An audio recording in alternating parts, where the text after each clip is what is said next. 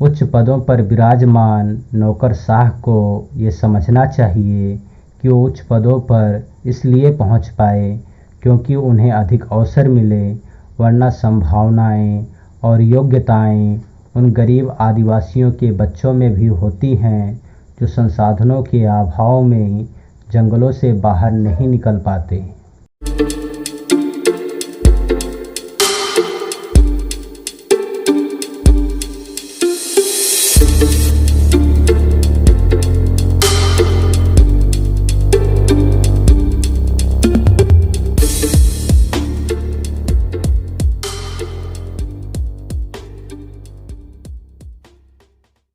General, OBC, SC/ST वर्ग का concept समझने के लिए हमें आज़ादी के पहले के जातीय इतिहास और जाति के आधार पर सामाजिक और आर्थिक असमानता के कॉन्सेप्ट को समझना आवश्यक है।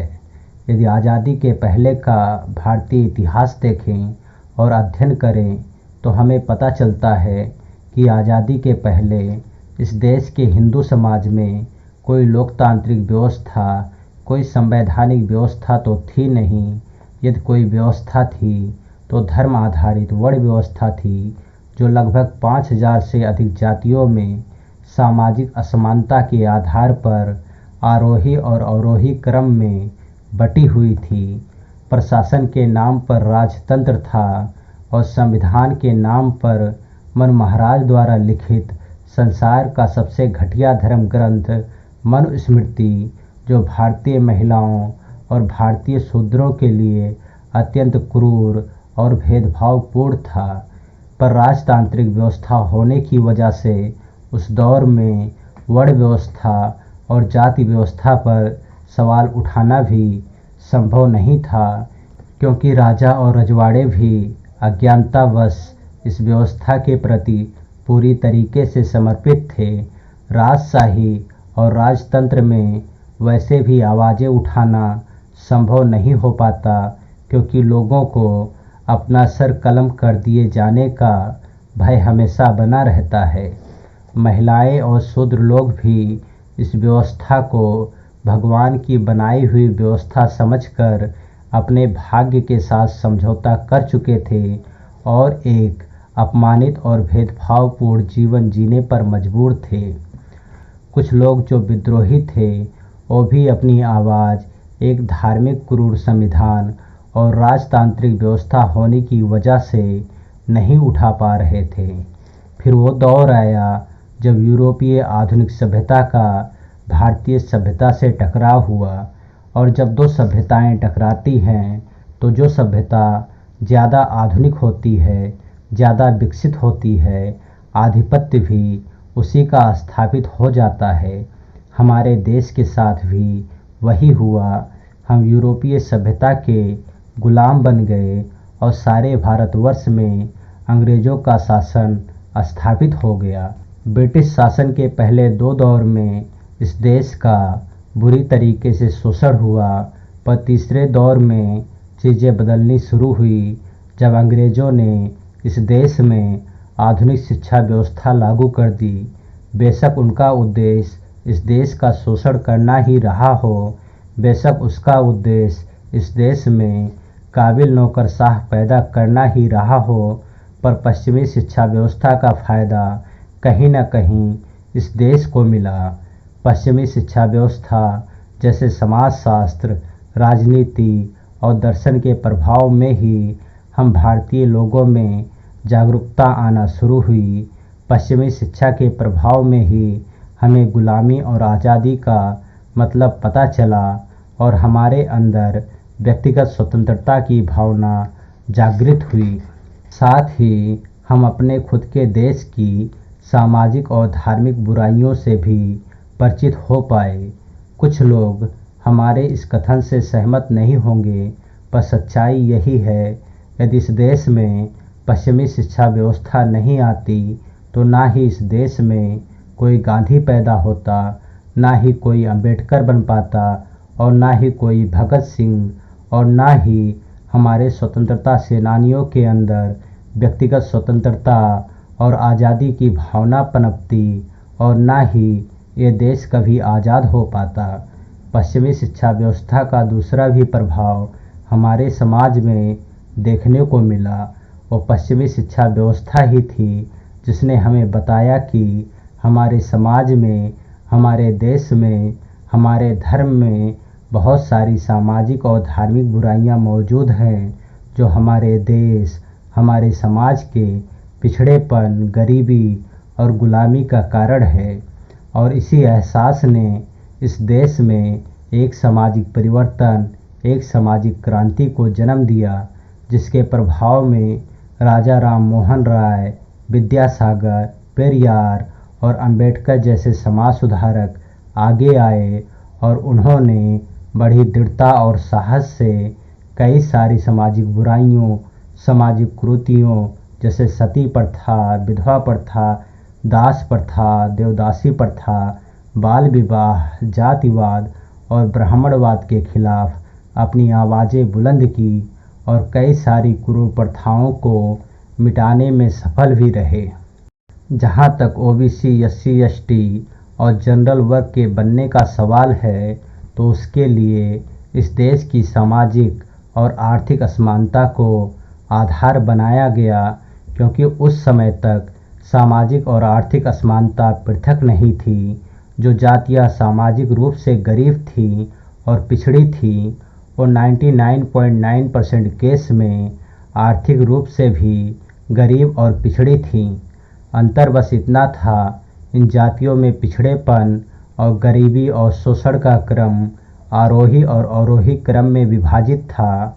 यदि भारतीय जाति व्यवस्था के इतिहास का अध्ययन करें तो यह बात बिल्कुल स्पष्ट हो जाती है कि जो जातियाँ जाति व्यवस्था में शीर्ष पायदान पर थी, उनकी जिम्मेदारी प्रशासन को संभालने की थी, क्योंकि उन्हीं जातियों के लोग राजा, रजवाड़े, जमींदार, राजकुमार और राजतंत्रीय व्यवस्था में आला ऑफिसर, अधिकारी और कर्मचारी बन सकते थे। इसके लिए उन्हें किसी भी प्रकार की योग्यता के प्रमाण पत्र की आवश्यकता भी नहीं थी। इन जातियों में जन्म ले लेना भर ही पर्याप्त था, जैसे कि ब्राह्मण, क्षत्रिय, वैश्य, बनिया और उनसे संबंधित अन्य जातियां जो आधुनिक संवैधानिक व्यवस्था में जनरल वर्ग कहलाए। दूसरी वो जातियां थीं जो शूद्र थीं, जो इन सवर्ण जातियों के यहाँ काम काज तो कर सकती थीं, पर उन्हें भी कोई सामाजिक और आर्थिक अधिकार प्राप्त नहीं थे। अंतर बस इतना था कि इन जातियों के साथ सामाजिक भेदभाव का स्तर थोड़ा कम था और इनकी पहुंच सवर्ण जातियों, राजा, रजवाड़ों और जमींदारों के घरों तक थी। ये जातियां इनके घर पर काम काज, खेती बाड़ी और अन्य कार्य कर सकते थे, पर धार्मिक, सामाजिक और राजनीतिक विशेषाधिकार इनकी भी पहुंच के बहुत दूर थे, जैसे कि कुर्मी, यादव, कुम्हार, कहार, महार, लोहार, लोनिया, मोराई, माली और अन्य जातियां जो बाद में संवैधानिक व्यवस्था में ओबीसी यानी अन्य पिछड़ा वर्ग में रखे गए। तीसरी वो जातियां थीं जो शूद्र में ही आती थीं, पर वो अछूत थीं। उनकी सामाजिक स्थिति और आर्थिक स्थिति अन्य जातियों की तुलना में अत्यंत दयनीय थी, क्योंकि इन जातियों के साथ छुआछूत और सामाजिक भेदभाव भी सबसे अधिक खुला हुआ था, जिन्हें संवैधानिक व्यवस्था में शेड्यूल कास्ट एससी वर्ग में रखा गया, जैसे कि पासी, कोरी, मुसहर, धोबी, रजवा, तुरी, जाटो, चमार, मोची, महार और अन्य कई सारी जातियां। और चौथी वो जातियां थीं जो पूरे सिस्टम से ही बाहर थीं, जिनकी पहुंच जंगलों तक ही थी। वो घूम फिर कर या जंगलों में रहकर अपना जीवन यापन करते थे, जिन्हें एसटी जनजातियों के वर्ग में रखा गया, जैसे कि असुर, अगरिया, बांजरा, बिनाछिया, गौड़, करमाली, कहरिया, ट्राइबल, मीना और अन्य।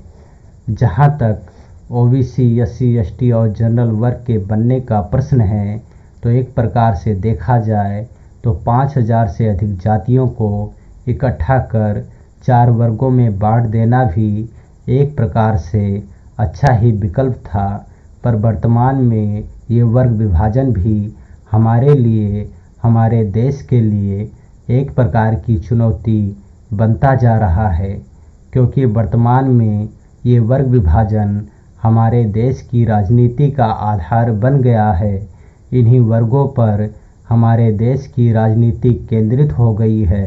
इन्हीं वर्गों के आधार पर राजनीतिक पार्टियां खड़ी हो गई हैं और इस देश के अधिकतर लोग अपने अपने वर्गों से जुड़े हुए राजनीतिक पार्टियों को आंख बंद कर अनुसरण किए जा रहे हैं, जिसकी वजह से इस देश में राजनीतिक ध्रुवीकरण की स्थिति भी पैदा हो गई है। यहाँ तक कि वोट बैंक की राजनीति भी इसी वर्ग विभाजन से उपजी हुई समस्या है। जिस भारतीय राजनीति को यूनिफॉर्म होना चाहिए था, जिसे सबके लिए एक समान होना चाहिए था, वो आज इन वर्गों के अधीन हो गई है। जहाँ तक इन वर्गों को बनाने का जो आधार था, इन वर्गों को बनाने के पीछे का जो उद्देश्य था, वो तो अभी तक पूरा हुआ नहीं। लोगों की सामाजिक और आर्थिक असमानता इन 74 सालों में ख़त्म हुई नहीं। ऊंचता और नीचता का भाव तो लोगों के अंदर से ख़त्म हुआ नहीं। इसके विपरीत इन वर्गों ने इस देश की राजनीति और राजनीतिक पार्टियों को अपने में उलझा लिया। इस दृष्टि में कुछ अपवाद हो सकते हैं, क्योंकि काफ़ी हद तक सामाजिक और आर्थिक असमानता का डाइल्यूशन हमें देखने को मिल सकता है। पर जहाँ तक मैं समझता हूँ कि इस प्रकार के डाइल्यूशन के पीछे का सबसे बड़ा कारण आधुनिकता, शिक्षा और जागरूकता है। और जहाँ तक समाज में ऊंचता और नीचता के भाव का प्रश्न है, तो वर्तमान में वो वर्ग आधारित हो गई है। वर्तमान में इन वर्गों में एक नई प्रकार की ऊंचता और नीचता की मानसिकता ने जन्म ले लिया है, जो नौकरशाही की उस व्यवस्था के समान हो गई है, जिसमें ऑफिसर है, सुपरवाइज़र है और टेक्नीशियन है। जनरल के अंदर ऑफिसर वाला भाव आ गया है। ओबीसी और एससी एसटी सुपरवाइज़र और टेक्नीशियन की भूमिका में आ गए हैं, जहां पर ऑफिसर वर्ग को लगभग ज़्यादातर सामाजिक और आर्थिक विशेषाधिकार प्राप्त हैं। सुपरवाइज़र वो अपने आप में खुश है, क्योंकि वो मध्य में है और इस व्यवस्था में सबसे निचले पायदान पर नहीं है। पर सबसे निचले पायदान पर स्थित टेक्नीशियन अपने और अन्य के सामाजिक और आर्थिक अधिकारों के लिए लगातार संघर्ष करता हुआ चला आ रहा है। और जब कभी भी उसका टकराव, उसकी कुछ मांग सरकार से होती है, तो ऑफिसर वर्ग जाकर सरकार की गोद में बैठ जाता है। सुपरवाइज़र निष्क्रिय रह जाता है, क्योंकि वो मध्य में है। जो कुछ मिलेगा वो उसके हिस्से में भी आएगा और टेक्नीशियन बेचारा अकेले ही सभी कर्मचारियों के अधिकारों के लिए सरकार और प्रशासन से जूझता रहता है। कुछ यही मानसिकता जनरल, ओबीसी, एससी एसटी वर्गों में भी देखने को मिल रही है। जनरल वर्ग को सामाजिक और आर्थिक असमानता की लड़ाई से कुछ खास फर्क नहीं पड़ रहा। ओबीसी वर्ग आज़ादी के पहले भी निष्क्रिय था, वो आज भी निष्क्रिय है। और एससी एसटी वर्ग के लोग आज़ादी के उपरांत से ही लगातार अपने सामाजिक और आर्थिक असमानता की लड़ाई के लिए संघर्ष करते हुए चले आ रहे हैं। यदि ये चारों वर्ग एक साथ मिलकर सामाजिक और आर्थिक असमानता को ख़त्म करने के लिए एक साथ संघर्ष करते, तो अब तक ये सामाजिक असमानता की लड़ाई कब की जीती जा सकती थी। उच्च पदों पर विराजमान नौकरशाह को ये समझना चाहिए कि वो उच्च पदों पर इसलिए पहुंच पाए क्योंकि उन्हें अधिक अवसर मिले, वरना संभावनाएं और योग्यताएं उन गरीब आदिवासियों के बच्चों में भी होती हैं, जो संसाधनों के अभाव में जंगलों से बाहर नहीं निकल पाते।